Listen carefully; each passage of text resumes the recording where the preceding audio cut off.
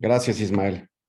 Muy buenos días desde la Ciudad de México. Damos la bienvenida a todos nuestros seguidores del canal de YouTube de las Empresas Verdes, a quienes agradecemos que nos sigan en redes sociales, Facebook, LinkedIn, Twitter e Instagram, en donde nos pueden encontrar como las Empresas Verdes. Los invitamos a que se suscriban a nuestro canal, a marcar con una manita de me gusta y a compartir la entrevista del día de hoy, que será de gran interés con un tema vital para todos. Estaremos hablando sobre la seguridad hídrica en la Ciudad de México, y para hablar del tema, el día de hoy nos está acompañando Eduardo Vázquez, director ejecutivo de Agua Capital. Eduardo, muchas gracias por estar con nosotros el día de hoy y por acompañarnos en el canal de las Empresas Verdes. Al contrario, Ismael, gracias a ti por la oportunidad de estar en este importante espacio. Igualmente un saludo a todo el auditorio, con gran interés, por supuesto, de dialogar y poner los temas sobre la mesa, sobre este componente tan relevante para todos y todas, alrededor del agua y el acceso a la misma. Así es, Eduardo. Pues entremos en materia y precisamente, no sé si nos puedes platicar un poquito de este programa. Sé que hay una plataforma, explícanos un poquito cómo opera y cómo está operando. Con mucho gusto. El Fondo de Agua de la Ciudad de México, que se llama Agua Capital, es una organización de la sociedad civil integrada por distintos miembros que están interesados, por supuesto, en promover soluciones orientadas a la seguridad hídrica en el Valle de México. Esta organización, que tiene 4 años de existencia, tiene como eje central y como misión, decía yo, promover la seguridad hídrica, y para ello tenemos 4 dimensiones o ejes de trabajo específicos que tiene que ver con promover el balance hídrico de la región, la gestión eficiente del agua en este espacio, atender los riesgos asociados al agua. Creo que es un tema relevante ahorita, y creo que seguramente comentaremos alrededor de la COP 26 que se acaba de celebrar en Glasgow y todos los fenómenos que están viviendo alrededor de ello, y el enfoque de de tomar o de ver el agua residual como un recurso más que un desperdicio. Para ello llevamos a cabo una serie de acciones, actividades, iniciativas con alianzas, por supuesto, con actores relevantes, especialistas, técnicos de los sectores público, privado, social, académico, organismos internacionales, en una suma de esfuerzos, porque un tema central, si bien visualizamos la problemática orientada, como decía yo antes, a la seguridad hídrica y con un énfasis muy claro en soluciones basadas en la naturaleza, creo que un punto relevante es que debemos de entender todos que es un problema común, que requiere una visión común justamente para la detonación de acciones colectivas. Y en ese sentido, así como con ustedes, y por eso es tan importante el apoyo y la participación de los medios de comunicación relevantes como estos espacios que permiten acercar la información sobre este gran reto a toda la ciudadanía y tomadores de decisión. Eduardo, déjame hacerte esta pregunta que quizás por aquí debería de haber comenzado. ¿Qué debemos de entender por seguridad hídrica? Gracias. Es la posibilidad, hay varias definiciones, pero probablemente me enfocaría más en una relacionada con el sistema de Naciones Unidas. La seguridad hídrica ofrece una perspectiva de contar con acceso al agua en cantidad y calidad disponible para todos los usos, incluyendo, por supuesto, las personas y el medio ambiente, con una perspectiva de largo plazo y, por supuesto, considerando un manejo sustentable y eficiente de la misma. Ahora, dentro de estos 4 pilares que tú nos acabas de mencionar, ¿hay alguno más importante que otro, es decir, de mayor relevancia, o finalmente es una composición de un todo?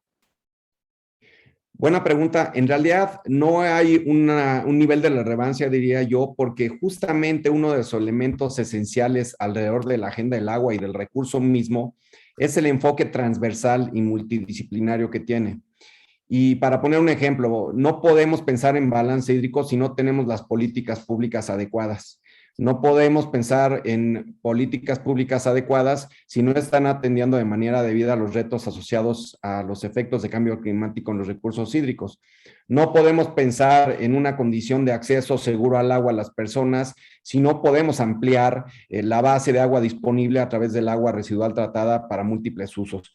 En realidad, todos estos 4 ejes, en un sentido lógico y de estrategia de ejecución, en nuestro caso, se complementan entre sí mismos y ofrecen la posibilidad de generar resultados de mayor impacto. Claro, Eduardo, sin duda es un tema muy complejo y no tan sencillo de atacar, porque además es un gran reto el que se tiene para poder, como tú bien dices, tener un programa eficiente de seguridad hídrica. Sin embargo, ¿cuáles consideras tú que son los principales retos, principalmente en Ciudad de México?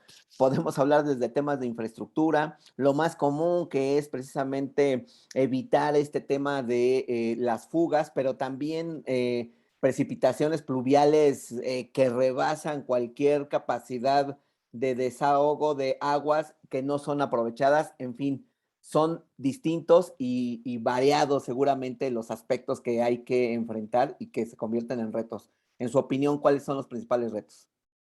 Sí, efectivamente es un problema multidimensional, difícil mencionar un solo componente. Sin embargo, creo que hay un elemento que está claro y tiene que ver con la sobreexplotación tan grande que se tiene del recurso en el Valle de México.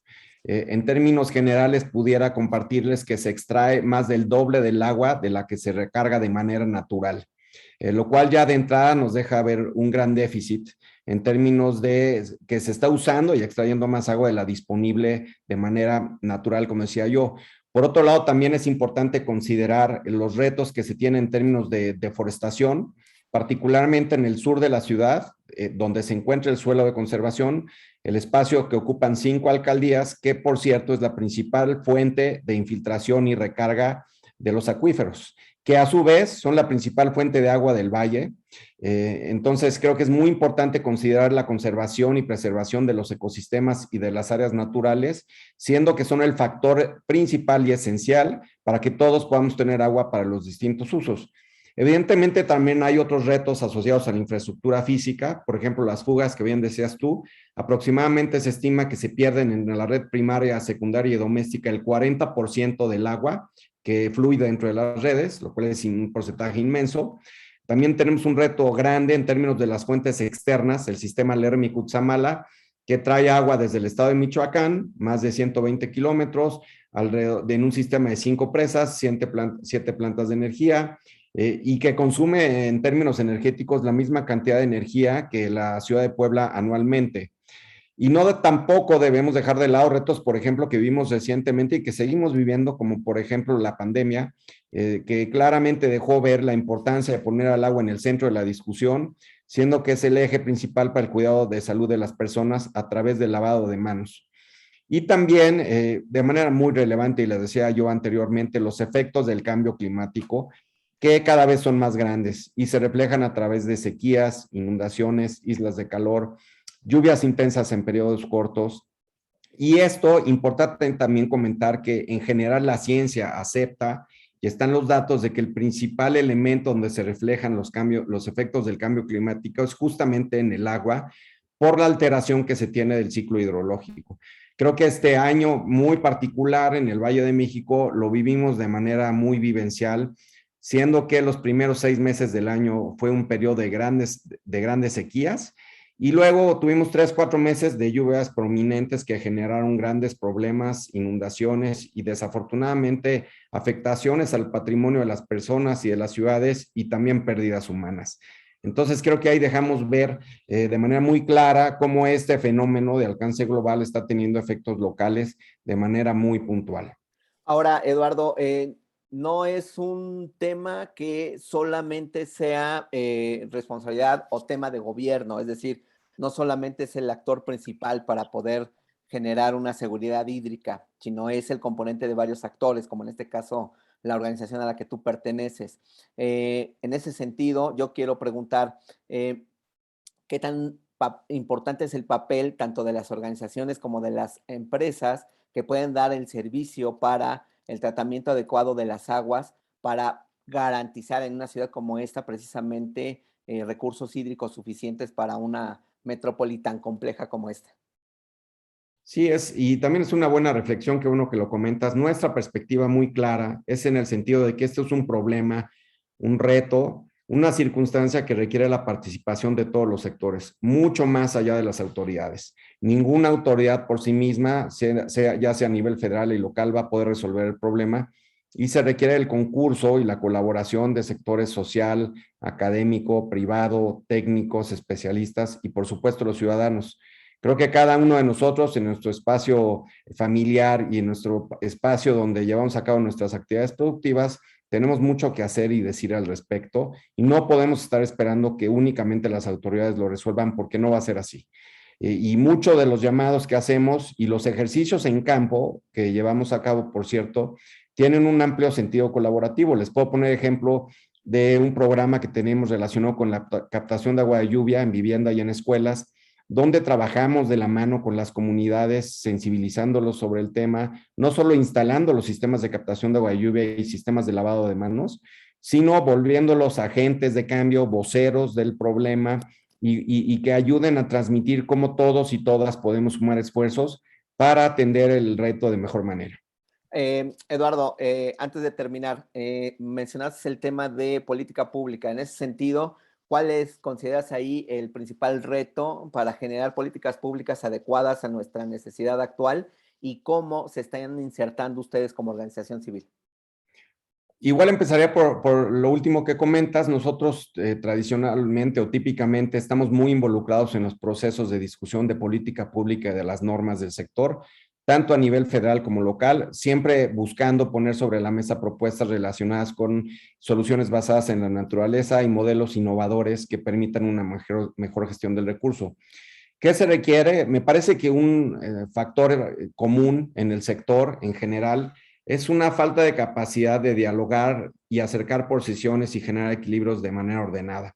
Eh, es natural que un tema tan sensible como el agua genere muchas sensibilidades y justamente lo que buscamos nosotros propiciar y articular a través de muchos espacios de diálogo es presentar las distintas perspectivas, enfoques, soluciones, todas ellas válidas, por cierto, y tratar de llegar a puntos de encuentro y acuerdos comunes que permitan detonar la toma de decisiones y acciones que se requieren para enfrentar el problema.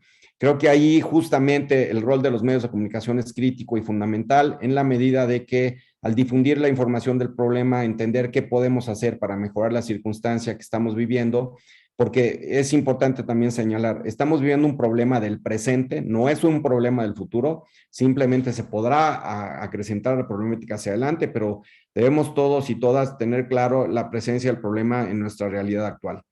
Y creo que a través del diálogo, la difusión de información, la comunicación, podemos llegar a estos grandes acuerdos y la toma de decisiones que todos estamos esperando.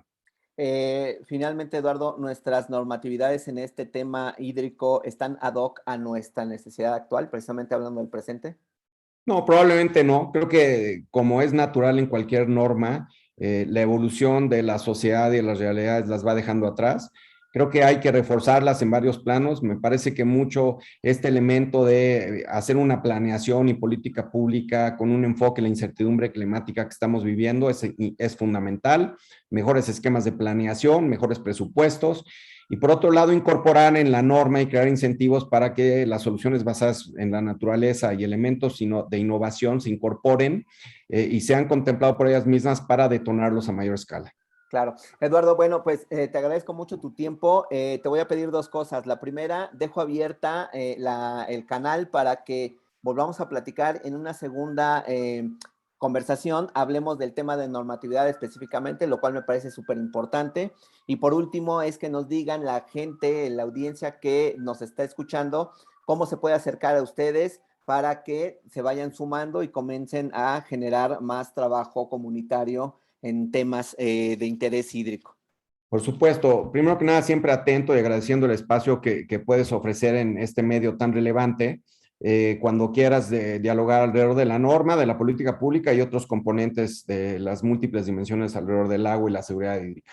Y respecto del auditorio, nuevamente agradeciendo a todos y todas el interés de escuchar sobre este tema y siempre atentos a sus opiniones, colaboraciones, iniciativas a través de nuestro sitio internet, que es aguacapital.org, y nuestras redes sociales, que es Facebook y en Twitter, van a poder encontrar un canal de comunicación y también todos los elementos y acciones e iniciativas que estamos impulsando de la mano con los aliados con los que trabajamos. Eduardo, pues muchísimas gracias por estar con nosotros el día de hoy. Seguramente vamos a volver a conversar. Esta es tu casa y pues no me queda más que darte las gracias por el día de hoy. Hasta pronto. Ismael, gracias a ti, el auditorio. Con todo gusto, buenos días. Hasta pronto. Hasta pronto.